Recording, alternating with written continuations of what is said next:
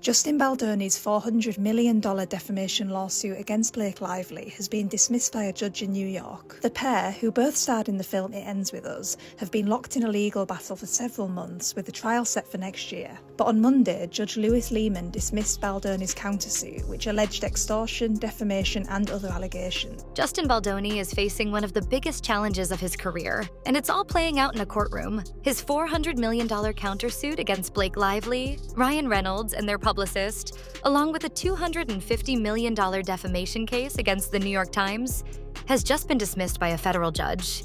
What started as a heated legal battle over accusations of harassment and defamation has now taken a shocking turn, and it's not looking good for Justin. But how did we get here? From allegations of harassment on the set of It Ends With Us to claims of a Hollywood-level smear campaign, this case has been messy from the start. And with the court's latest decision, Justin's legal troubles might just be getting worse. We gotta talk about this Justin Baldoni, Blake Lively situation, because we just got a huge update. Because Baldoni, he just took a huge L in his legal battle against Lively, but understand, the case is still far from over. Right? Because yesterday, you had a judge dismissing the $400 million lawsuit that Justin filed against Blake, where he accused her and her husband, Ryan Reynolds, of defamation and extortion. Which, to give you just enough background for those that haven't lived and breathed this story, both Blake and Justin starred in the film It Ends With Us, which Justin also directed, with the two not walking off that set as friends, to say the least. Let's break it all down, starting with how this lawsuit began.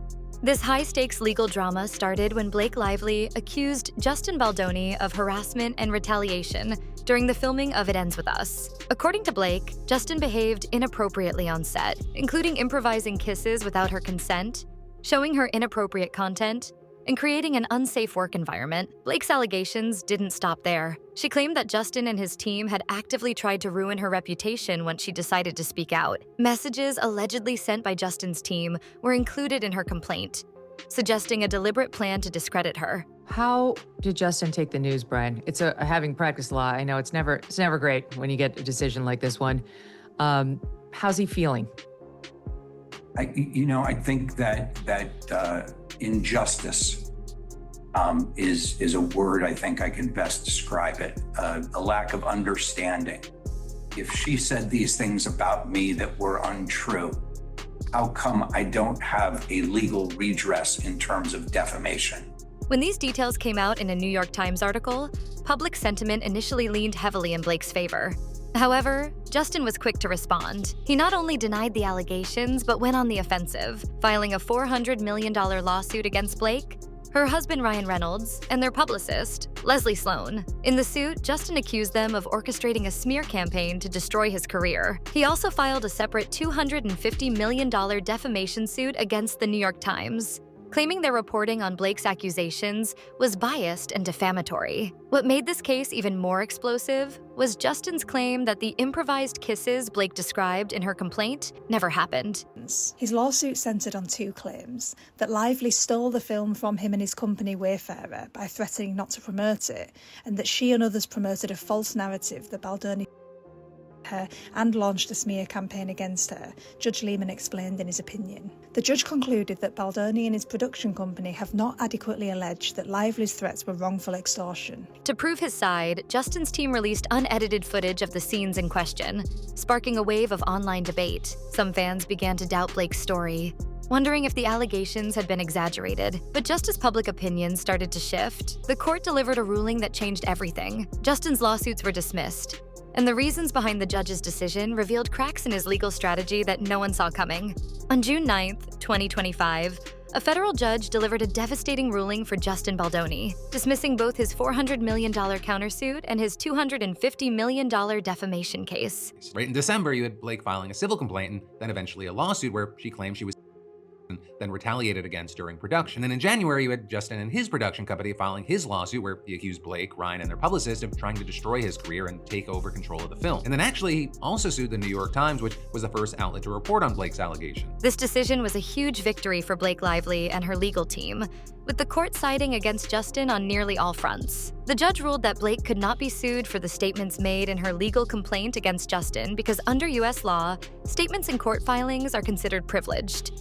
This legal protection exists to encourage people to report misconduct without fear of retaliation. The judge emphasized that this protection is especially critical in sensitive cases like harassment and retaliation, where silencing victims could set a dangerous precedent. As for Justin's other claims, against Blake's husband, Ryan Reynolds, their publicist, Leslie Sloan, and the New York Times. And a very big thing that a number of people have really missed is that the judge left the door open for Justin's camp to pursue different claims related to Blake potentially breaching her contract. The judge dismissed those as well. Why? Justin's legal team failed to provide evidence that these parties knowingly made false statements or acted with malicious intent. This is a key requirement in defamation cases, and without it, the claims didn't stand a chance. Blake's legal team wasted no time celebrating the ruling. In a public statement, her lawyers called the lawsuits a sham and accused Justin of using the legal system to intimidate and silence her. They added, "The court saw right through it, and this is a complete vindication for Blake and the others who were dragged into this abusive litigation." In a statement, Lively's lawyers called the dismissal a total victory and a complete vindication for Blake Lively. Baldoni brought the suit after Lively filed a legal complaint last year against her former co-star, accusing him and starting a smear campaign against her. But here's the twist. The judge didn't dismiss everything. Justin's legal team was given until June 23rd to revise and refile a few smaller claims. While this gives Justin a slim window to regroup, legal experts are skeptical that these claims will hold up without stronger evidence. The ruling was a harsh reality check for Justin and his team. What started as an aggressive legal counterattack has now left him on the defensive, with public opinion shifting once again. But the courtroom drama didn't end there. Blake's next move added even more intrigue to the case. So then all of that bringing us to yesterday, where you had a judge tossing out his complaints, ruling that the allegations that Blake made in her suit are exempt from libel claims, and that Justin's assertions that Blake stole creative control of the movie, they don't count as extortion. With the judge writing that the complaint did not adequately state that Blake's, quote, threats were wrongful extortion rather than legally permissible hard bargaining or renegotiation of working conditions. Just days before the judge dismissed Justin's lawsuits, Blake Lively made a strategic legal decision that sent shockwaves through the case. She chose to drop her emotional distress claims against Justin, which had been a significant part of her original complaint. Why did she do this? According to Blake's legal team, Justin's lawyers had demanded access to her private therapy notes and medical records to evaluate her emotional distress claims. Rather than engage in a lengthy battle over releasing such sensitive information, Blake decided to withdraw these claims entirely. Her attorneys argued that the emotional distress allegations were no longer central to the case and that removing them would help streamline the lawsuit. If this, it's clear, the evidence is clear that they, secreted to get the information on this Van Zam subpoena and created, this whole Doe lawsuit and got that information so that no one could see it. However, Justin's team didn't let this move go unnoticed. They pushed for Blake's withdrawal to be with prejudice, meaning she wouldn't be able to bring up these claims again in the future. They also accused Blake of trying to avoid transparency, framing her decision as a way to sidestep the court's request for evidence. Blake's lawyers fired back, calling Justin's demands a publicity stunt, and insisting that the withdrawal wasn't about hiding anything. Instead, they said it was about focusing on the core allegations of harassment and retaliation. Ultimately, the judge sided with Blake, accepting the withdrawal and denying Justin's request for her private medical records. This move was seen by many as a calculated win for Blake. By dropping the emotional distress claims, she avoided a potentially invasive legal battle while keeping the focus on the harassment allegations. It also reinforced the idea that her case was about protecting her safety and dignity, not about dragging out unnecessary drama. As the dust settled from this courtroom maneuver, fans and legal experts alike began to speculate about what Justin's next move might be. With his major lawsuits dismissed and Blake gaining momentum, the stakes couldn't be higher for Justin as the June 23rd deadline approaches. As news of the judge's decision spread, social media exploded with reactions, creating a sharp divide among fans and commentators. On one side, many saw the dismissal of Justin's lawsuits as proof that he was using the court system to silence Blake and control the narrative. Supporters of Blake praised her for standing firm and called out Justin's legal tactics as manipulative and desperate. One user tweeted, "This isn't just a legal loss for Justin, it's a public one. The court saw through his games, and now so has the internet." Blake's statement following the ruling only added fuel to the fire. She posted on her Instagram story saying, "I stood proudly alongside organizations defending women's rights to speak up for their safety. This retaliatory lawsuit was an attempt to silence me, but I will continue to fight for every woman's right to tell their story." The post went viral, with fans and advocacy groups rallying behind her message, but not everyone was convinced. Some fans of Justin argued that the dismissal didn't necessarily mean he was guilty of the accusations. They pointed out that the judge's decision was based on legal technicalities, not a determination of truth. One commenter wrote, "Blake's statements might be protected in court, but that doesn't mean they're true. Justin deserves a fair chance to defend himself." Adding to the drama, Justin's defenders highlighted the footage his team released, which showed unedited scenes from It Ends With Us. The footage appeared to contradict some of Blake's claims about improvised kisses, leading some fans to question her credibility. However, critics of Justin argued that focusing on one detail didn't erase the larger accusations of harassment and retaliation. The internet's divide has only heightened the stakes of this case. For Justin, public perception is just as important as the legal battle. While his supporters continue to defend him, the tide seems to be turning against him, with many questioning whether he can recover from the damage to his reputation. With his lawsuits dismissed and his reputation on the line, Justin Baldoni now faces a critical crossroads. The court has given him until June 23rd to refile a few smaller claims, but legal experts are skeptical that these revisions will make a difference. Without stronger evidence, it's unlikely that Justin's remaining claims will hold up in court. But even if Justin does manage to refile, the bigger question is whether he can salvage his public image. His legal battles with Blake Lively have become more than just a courtroom fight. They're now a symbol of power dynamics, accountability, and the challenges women face when speaking out against powerful men in Hollywood.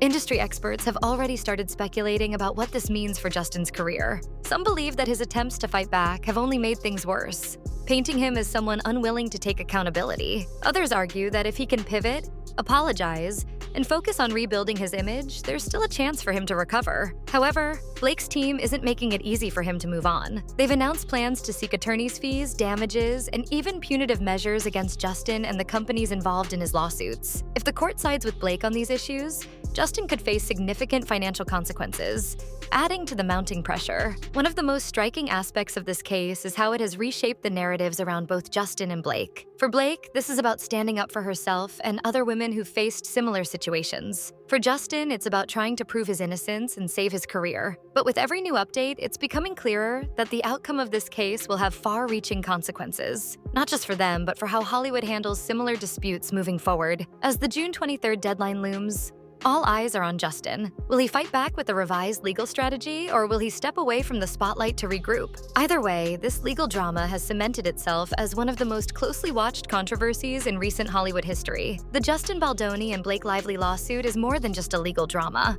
It's a reflection of deeper issues within Hollywood and beyond. From power dynamics on set to the weaponization of lawsuits, this case has sparked conversations about how the industry handles accusations of harassment and retaliation. One of the most striking aspects is how Blake's claims of harassment and the subsequent lawsuit highlight the challenges women face when speaking out. Blake's legal team argued that Justin's countersuit was a form of retaliation, designed to intimidate her and other potential accusers into silence. This tactic, often referred to as a slap-ups strategic lawsuit against public participation, has been criticized as a way for powerful individuals to stifle dissent. For Blake, this case has become a platform to advocate for women's rights. Her statement about standing alongside organizations defending women's voices has resonated with fans and advocacy groups alike. It's shifted the focus from the personal drama to the systemic issues at play, making her a symbol of resilience in the face of adversity. For Justin, however, the fallout has been less about advocacy and more about damage control. His countersuit and defamation claims have been dismissed as legally insufficient, and the court's decision has painted him as someone who tried to use the legal system to silence his accuser. Whether this was his intention or not,